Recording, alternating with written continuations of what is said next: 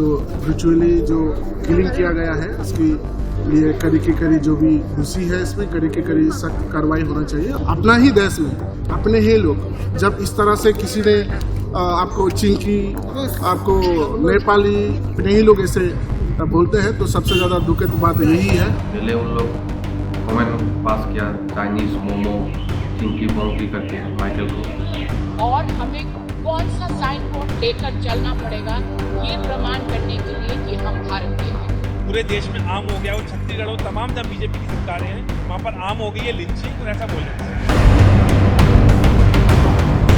इसके लिए वो ऑर्डर किया था ना बाहर में घूमने के लिए, ये तो वो जब आईसीयू में था तभी डिलीवर हुआ था, ये इसको देखने के लिए तरफ रहा था। इसका लास्ट विश था इसको लेके वो ब्रॉक के आइस के जगह में घूमने जाएगा, लेकिन ये सपना उसका शादी चला गया।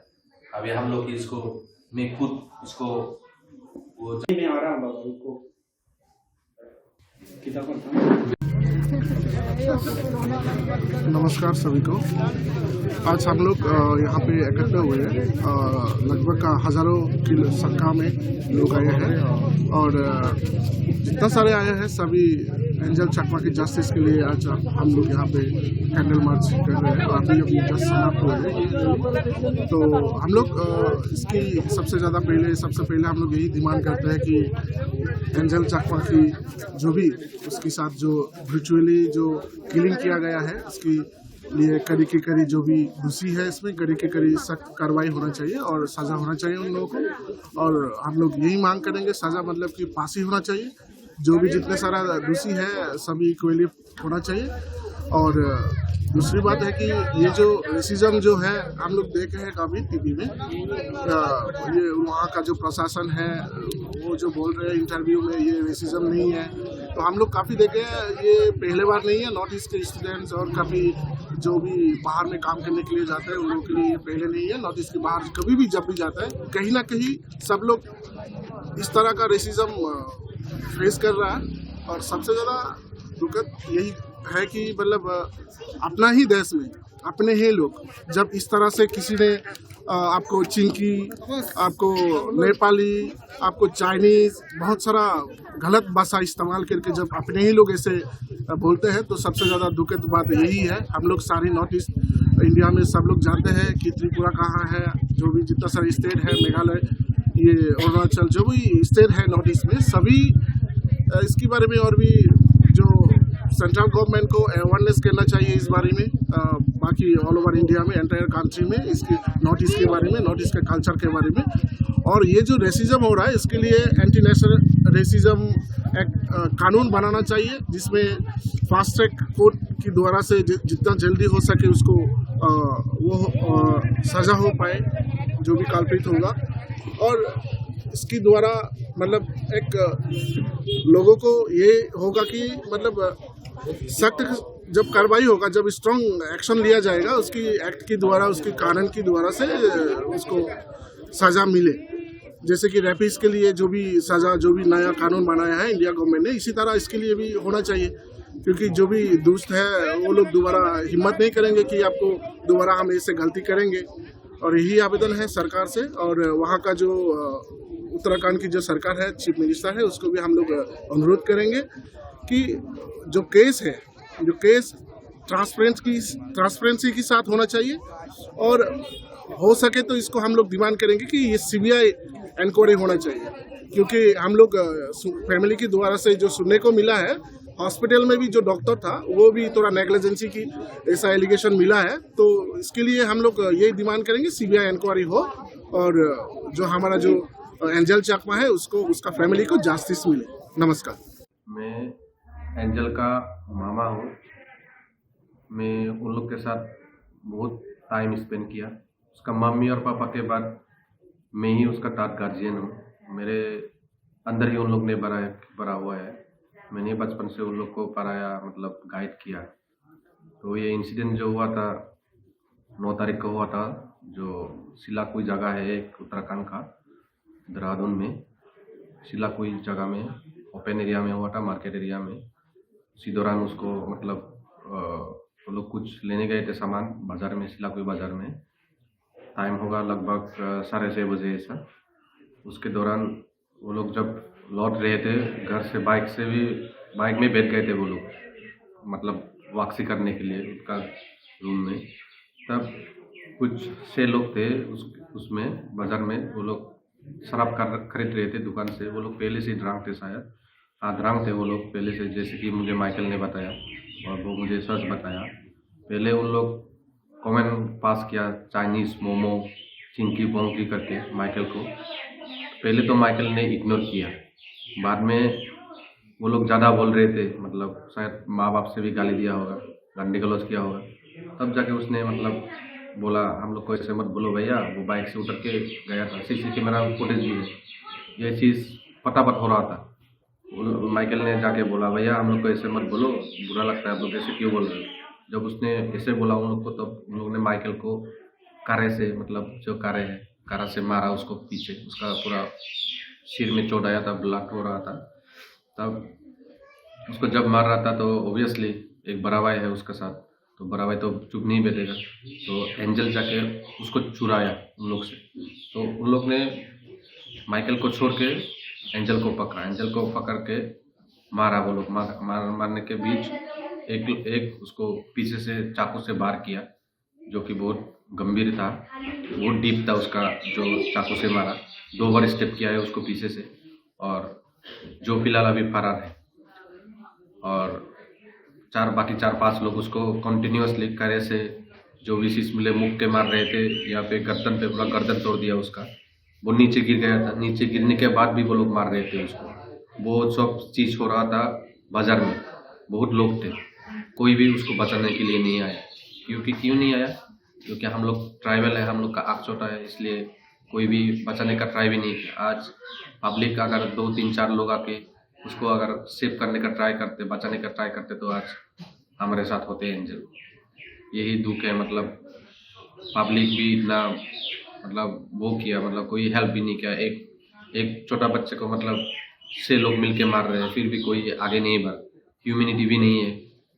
और जो सिलाकुई जगह है वो लोकल भी अच्छा नहीं है, सब लोग बोल रहे हो। मैं उधर जाके मैं 10 तारीख को गया था देहरादून एंजल को देखने के लिए, तब जाके मुझे पता चला वो सिलाकुई का लोकल भी इतना अच्छा नहीं है, मतलब वो लोग नोटिस लोगों को हेट करते हैं। और ये जो अभी कल ही वो उत्तराखंड पुलिस लोगों ने मतलब प्रेस कॉन्फ्रेंस में बोला है, मतलब यही कि ये कोई रेसिज्म का एंगल नहीं है, क्योंकि एक मणिपुर का है। तो मैं ये बोलना चाहूँगा ये रेसिज्म ही था। हम लोग पहले से भी बोल चुके हैं, हम लोग FIR में भी वही लिखे हैं और रिटर्न कंप्लेंट में भी हमने इस चीज़ को ही उल्लेख किया है कि रेसिज्म हुआ है। पहले उन लोग ने उकसाया एंजल लोगों को ताकि वो जाके उसका पाथ चला जाए, फिर वो लोग ने उकसाया उन लोग को जाके, फिर उन लोग ने जाके मारा। और ये चीज़ हो रहा था उन लोग के सामने, कोई सामने नहीं आया। मैं 10 तारीख को ही गया था देहरादून, पुलिस लोगों ने भी पूरा पहले FIR लेने में उन लोग ने मना कर दिया था, बोल रहा था तुम जैसे लोग तो यहाँ पे हज़ारों लोग आते हैं, हम लोग किसका क्यों सुनेंगे, फ्लैट ले रहा था, कोई कोऑपरेट नहीं कर रहा था। बाद में जब 9 तारीख के बाद जब 10 तारीख हम लोग ने पहुँचा, फिर 11 तारीख को हम लोग ने ऊपर से थोड़ा प्रेशर बनाने की कोशिश की। हम लोग का जो यहाँ पे जो बुबागरा जी है, प्रद्युत किशोर मानेको जी, उसने कुछ हेल्प किया, हम लोग ने ऊपर से बात किया, तब जाके उन लोग ने 12 तारीख को जाके FIR लॉन्च की। तब मैं गया था उधर, मतलब जो जहाँ पे वारदात हुआ था उस लोकेशन में, तब जाके भी मैं देखा था। 2 दिन के बाद 3 दिन के बाद भी खून पूरा वहाँ पे लथपथ था, उसका पूरा खून भी पड़ा हुआ था, एंजल का खून, बहुत खून बह रहा था उसका। और मैं जब उसको मिला 11 तारीख को, तब वही मुझे 5 चीज़ बोला था, मामा जी मेरा बहुत खून बहा है, मैं अभी पूरा वीक हो गया हूँ, मेरा बहुत खून लॉस हुआ, वो यही बोल रहा था। उसका पूरा लेफ्ट हैंड और राइट लेग पूरा पैरालाइज था एंजल का, बहुत दुख हो रहा था उसका। मतलब जो सामने से देखता है उसको ही पता चलता है, मतलब मैं उसको खुद मेरे आंखों से देखा, आंखों से बात किया मैं, मतलब वो कितना पेन में था वो मैं ही फील कर सकता हूँ, कितना दुख हो रहा था उसका। एंजल का मौत तरफ के मारा है, बहुत गलत हुआ, ये होना नहीं चाहिए था। हम लोग ने भी नहीं सोचा था वो जाके ऐसा हम लोग उसको कोविड में लाएंगे बोल के। हम लोग तो सोचा था उसका ठीक हो जाएगा, इलाज कर लेंगे, उसके बाद हम उसको घर में लेके आएंगे, लेकिन ये नहीं हुआ। हम लोग ने बहुत कोशिश की, जी जान लगा दिया था हम लोग ने, जैसे कि मैं बोल चुका हूँ, जो इंसिडेंट हुआ था 9 तारीख को, मैं 10 तारीख को रात को ही फ्लाइट लेके मैं देहरादून डायरेक्ट पहुँच गया था उन लोग को हेल्प करने के लिए। माइकल ने मुझे रात 9 तारीख को रात 10 बजे ऐसा मुझे कॉल किया था, मामा आ जाओ, मेरा भैया को मार दिया, अब आके हम लोग को घर में लेके जाओ। रो रहा था, वो भी बहुत डरा हुआ था बच्चा। अभी आप लोग क्या चाहते हैं? अभी हम लोग चाहते हैं मतलब जो पुलिस जो बोल रहे हैं, मतलब सिर्फ एक ही मेन एक्यूज्ड है जो भागा हुआ है। मैं ये बोलना चाहूँगा सबको, सिर्फ एक के वजह से एंजल का मौत नहीं हुआ है। एंजल का मौत का जो जिम्मेदारी है वो 6 केसों जिम्मेदार है, क्योंकि उसको पहले मार दिया था चाकू से, फिर बाकी 5 लोग, एक ने चाकू मारा, बाकी 5 लोग तो उसको मारने में लगे थे। कि कोई लात मार रहा था, पैर में भी उसका चोट आया है, पूरा आँख में भी गाल में भी चोट है, उसका पूरा गला तो पूरा तोड़ दिया था, वो पूरा गर्दन हिला पा रहा था, वो रो रहा था। मैं जब उससे मिला पूरा मतलब सो भी नहीं पाया। मैं पूछा सो पाया क्या तुम कल रात को? बोलता है मुझे नहीं मामा, मैं सो नहीं पाया, पूरा बहुत दर्द कर रहा था। और वो जो हॉट एयर बैग था वो भी ठंडा हो गया था, मेरा बहुत दर्द कर रहा है। वो देहरादून में तो वैसे भी ठंड है, दर्द के मारे वो पूरा सो नहीं पा रहा था, इतना दिन ICU में था वो। उसने भी बहुत ट्राई की मतलब आने के लिए हम लोग के साथ। वो बोल रहा था मुझे घर लेके जाऊँगा, मुझे यहाँ पे अच्छा नहीं लग रहा है, मैं यहाँ पे मर जाऊँगा, वो बोल रहा था। लेकिन उसका मेडिकल कंडीशन देखते हुए हम लोग ने चाहा वो जब इम्प्रूव करेगा तब हम लोग उसको व्हील चेयर में बैठा के घर में लेके आएंगे। फिर घर में कुछ यहाँ पे जो लोकल है उसमें ही हम लोग ट्रीटमेंट करेंगे, क्योंकि उधर तो पूरा डर का माहौल बना हुआ था। पता नहीं कब हम लोग भी जब गए थे, हम लोग भी दर में रह रहे थे एक साथ झुंड बना के, कभी क्या पता लोकल है कब अटैक कर दे हम लोग के ऊपर।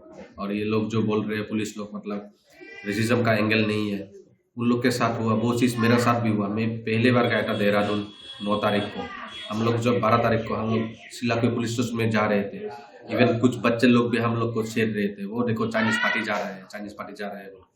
तो ये तो पूरा रेसिज्म का बात है। मैं 2 दिन ही हुआ था उधर, वो लोग हमको भी रेसिज्म का फेस करना पड़ा। डायरेक्ट बोल रहे हैं वो लोग, बच्चे लोग, वो ऐसा नहीं छोटा बच्चा है, 8, 9, 10 का बच्चे लोग होंगे, वो लोग बोल रहे हैं देखो चाइनीज़ पार्टी जा रहा है, चाइनीज़ पार्टी जा रहा है। अभी और क्या ही बोलेंगे, बाकी तो हम लोग निवेदन करेंगे गवर्नमेंट को ताकि जल्दी से जल्दी सज़ा मिले।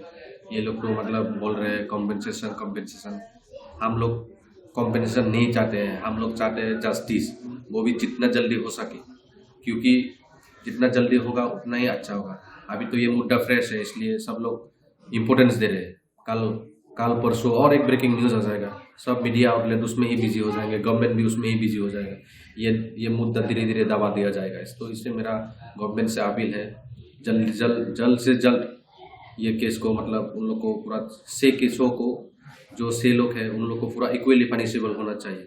सिर्फ वो चाकू मारने वाला मेन एक्यूज नहीं है, वो लोग 6 के 6 सब के सब इक्वल हकदार है एंजल का मौत में। सबको सब कार्य के कार्य सजा होना चाहिए। मैं यही गवर्नमेंट से अपील करूंगा। और ये चीज़ सिर्फ एंजल के साथ नहीं हुआ है, 2014 में भी एक अरुणाचल लड़का को मार दिया गया था। कब तक हम लोग अपने बच्चे को खोते रहेंगे?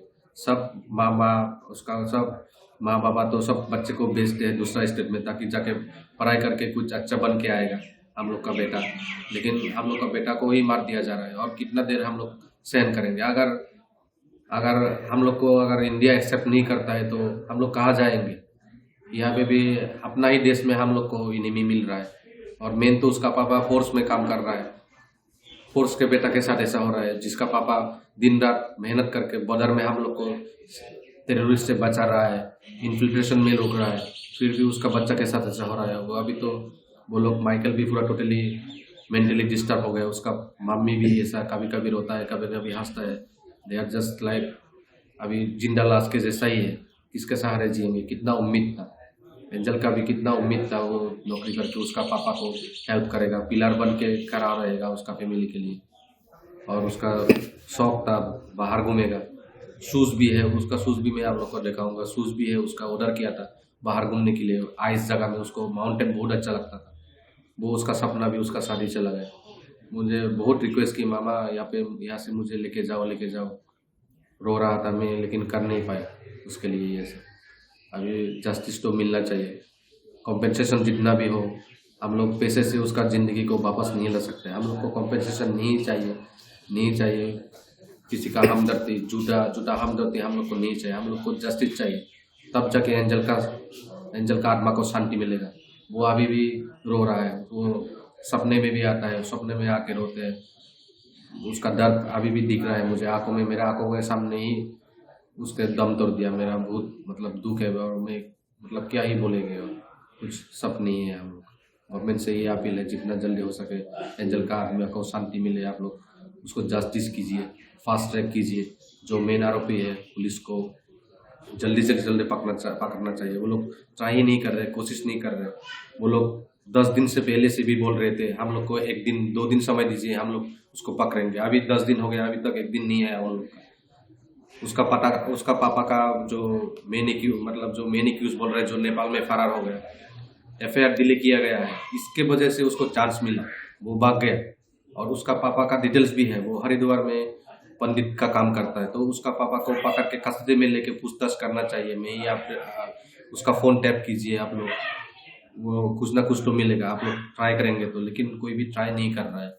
मैं ये बोलूँ क्या होगा, वो नहीं तो क्या है, ये उसका सूझ ही चला जाएगा। इसको मैं लेके जाऊँगा, मैं खुद अपना दम से लेके जाऊँगा इसको मैं, क्योंकि वो मेरा बहुत ही करीब आदमी था। और मैं क्या बोलूँगा, वो मेरा बहुत प्यारा भांजा था मेरा, वो भी मुझे बहुत प्यार करता था, मैं भी उसको बहुत प्यार करता हूँ। इसको मैं खुद ही लेके जाऊँगा। उसका लास्ट विश यही था, वो जाएगा इसको पहन के, इसको मैं ही उसका यही लास्ट विश मैं ही फुलफिल करूँ।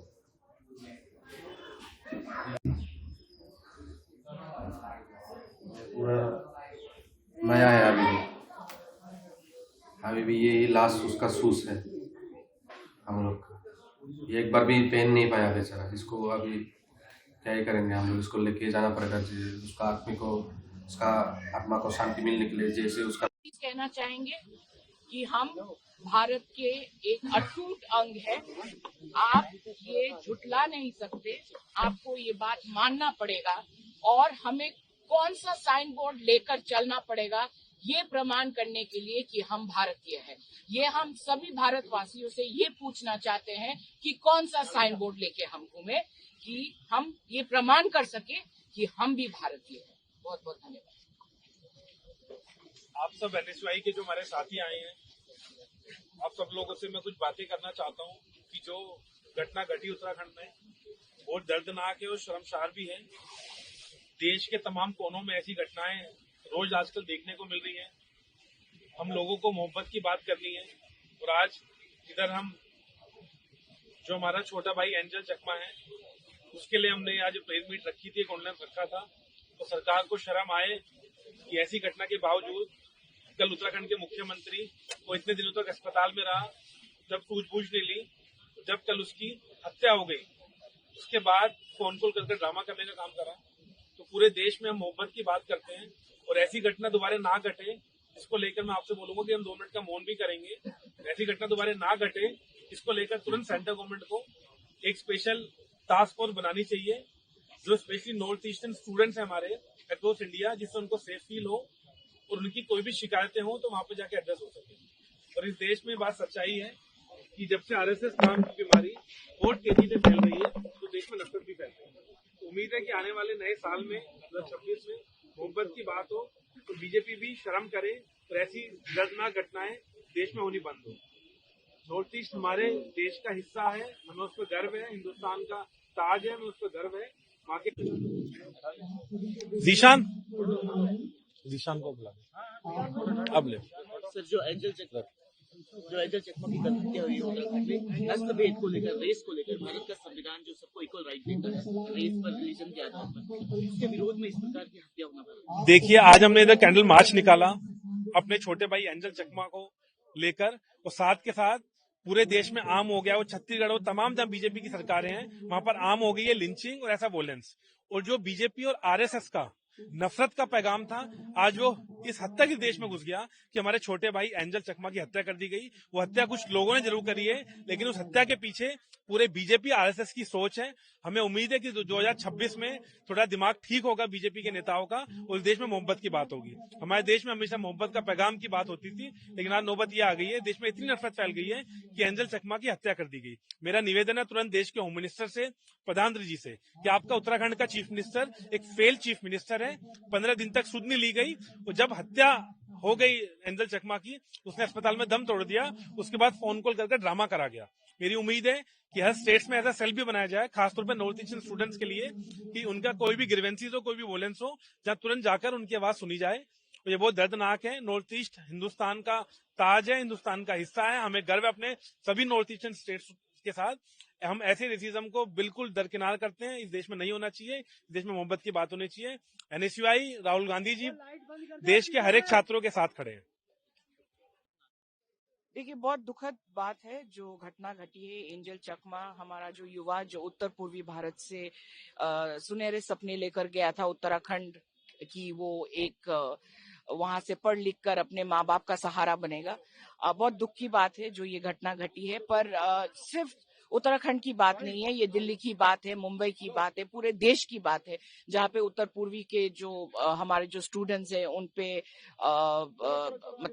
उन पे आक्रमण किया जाता है और उनको गाली गलौज सुनना पड़ता है। बहुत दुख की बात है कि हम लोग उत्तर पूर्वी भारत से आते हैं, पर आज भी हमें हर दिन ये प्रमाण करना पड़ता है या फिर हमें ये प्रूव करना पड़ता है कि हम भारतीय हैं। हम पूरे सभी भारतवासी को यही कहना चाहते हैं कि हमारे रगों में भी वही खून बहता है जो आपके रगों में बहता है, और हमारे भी रोंगटे खड़े होते हैं जब हम राष्ट्रीय गान सुनते हैं, और हमारा भी खून खौलता है जब इस देश पर आक्रमण होता है। तो ये समझ ले कि हम भी भारतीय हैं, हम चीनी नहीं है। आपको बार-बार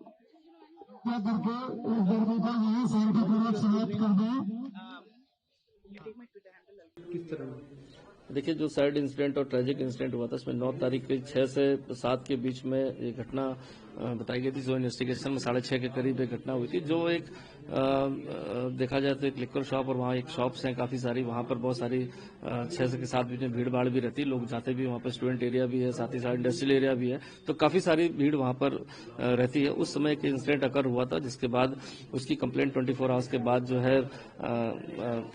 जो है विक्टिम उनके ब्रदर द्वारा अपने कुछ दोस्तों के साथ आके थाने पर जो है कंप्लेंट दी गई थी। उसमें तो उसकी कंप्लेंट जब आई थी तो तत्काल उसमें जो एलिगेशंस थे उसमें यह बताया गया था कि 6 से 7 के बीच की घटना है, और जो प्लेस बताई गई थी वो एक बहुत ही बिजी प्लेस है, जहां पर काफी सारे स्टूडेंट्स और काफी सारे इंडस्ट्रियल एरिया के लोग और अन्य लोग भी आते हैं, शॉप्स भी हैं, और चलता हुआ रास्ता रोड के किनारे। तो उसको देखते हुए पुलिस द्वारा इसमें घटना में, चूंकि अननोन में भी बताया गया था कि अननोन लोग हैं, तो और इस घटना की सूचना चूंकि 24 आवर्स तक कहीं भी पुलिस के पास किसी तरह से, चाहे वो कंट्रोल रूम के माध्यम से हो या किसी पासरबाई ने या शॉपकीपर ने इन्फॉर्मेशन दी हो, वो आई नहीं थी।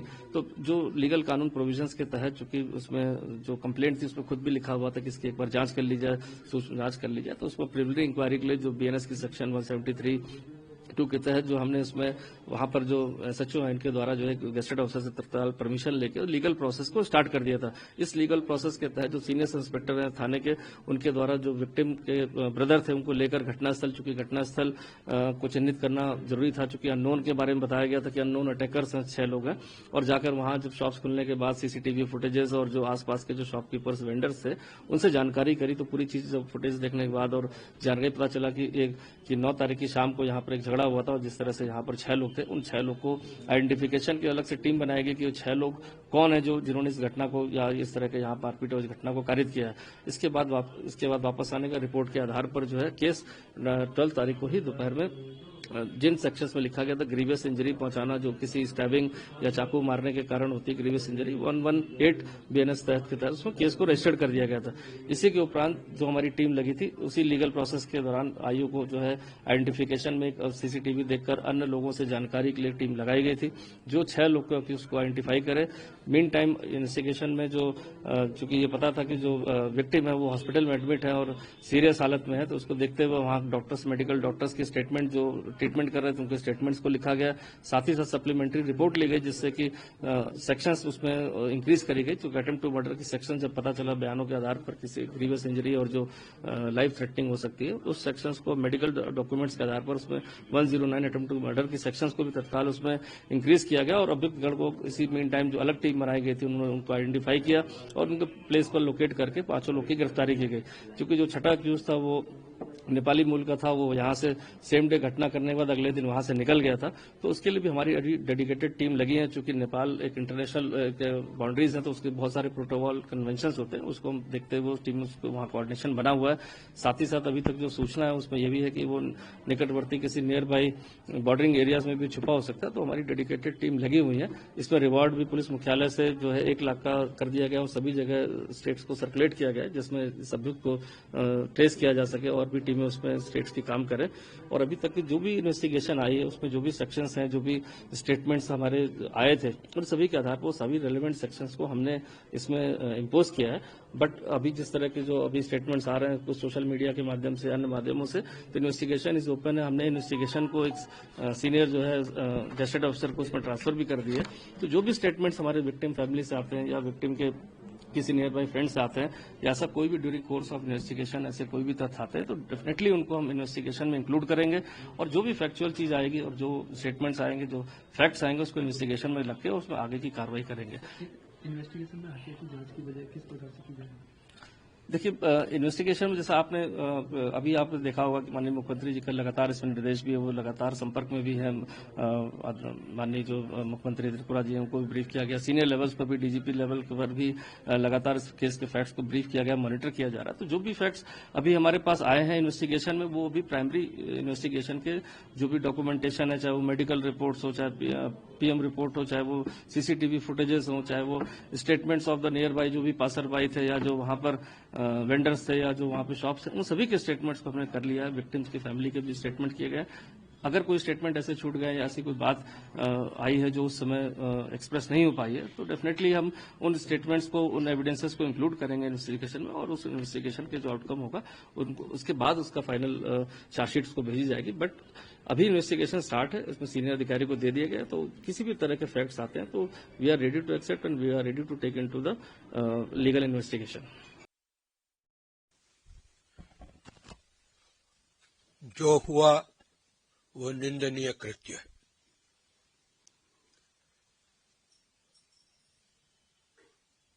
कश्मीर से कन्याकुमारी, कच्छ से कोहिमा तक भारत एक है।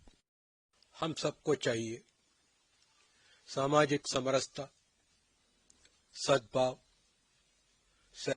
Public and private universities hold special sessions with students and faculty to ensure prosecution team to ensure that the perpetrators are brought to book. आपने कहा कि we need to move on and look for naturally for pathways. और शायद मेरे ख्याल से दोबारा कभी ऐसा कहीं ना हो। मैं सर्वोदय मंडल की तरफ से एंजल और मेरे साथ 1 साल रहा। वो मेरा रूममेट था, उसको मैंने बहुत हेल्प करी। मुझे बोलते बहुत बुरा लग रहा है, बहुत अफसोस हो रहा है कि वो हमारे बीच में नहीं रहा। वो कभी ऐसा लड़का था नहीं कि लड़ाई करे या किसी चीज पे किसी से उलझे। उसका सपना था कि वो ट्रैकिंग करे, उसका सपना था कि वो एक्सप्लोर करे। पूरे 17 डेज में उसके साथ हॉस्पिटल में था। जब तक उसके पेरेंट्स नहीं आए उसका साथ मैंने दिया और आज वो मेरे साथ नहीं है। तो मैं खुद उत्तराखंड से बिलोंग करता हूँ। मैं कभी हमने उसको ऐसा ट्रीट नहीं किया कि वो बाहर से या फिर नॉर्थ ईस्ट आया हुआ है। उसका बहुत साथ दिया और आज वो चला गया छोड़ के। और हम सबको जहां भी है खुश रहे। Thank you. अपना नाम बता दीजिए। मेरा नाम राहुल है। राहुल, आप एंजल के रूममेट थे, कैसा था एंजल का व्यवहार? कैसा था वो व्यवहार? जितना मेरे साथ वो रहा है वो बहुत सॉफ्ट नेचर का था। उसने कभी किसी से लड़ाई झगड़ा वैसे कभी किया नहीं। उसको ट्रैकिंग पसंद थी, उसको माउंट एवरेस्ट चढ़ना पसंद था। वो फुटबॉल खेलता था हमारे साथ, काफी अच्छा था। उसकी एकेडमी भी अच्छी थी, मतलब वो पढ़ाई में बहुत अच्छा था। अभी रिसेंटली उसकी जॉब लगी थी, बहुत खुश था। ये इंसिडेंट एकदम से हुआ, हम सब शॉक्ड हैं कि ऐसा क्यों उसके साथ। जो भी उसके साथ हुआ, आपने बताया कि आप अस्पताल में भी कंटिन्यू रहे। हाँ, जब तक उसकी पेरेंट्स ने आपने पूरा उसका साथ दिया। हाँ, जब तक वो उसको वहाँ रखा था ग्राफिक वगैरह में, तो मैं और मेरे फ्रेंड सब साथ में थे। हमने उसका पूरा मतलब ध्यान रखा एज अ फ्रेंड। हमको लगा वो ठीक हो जाएगा, बट अनफॉर्चुनेटली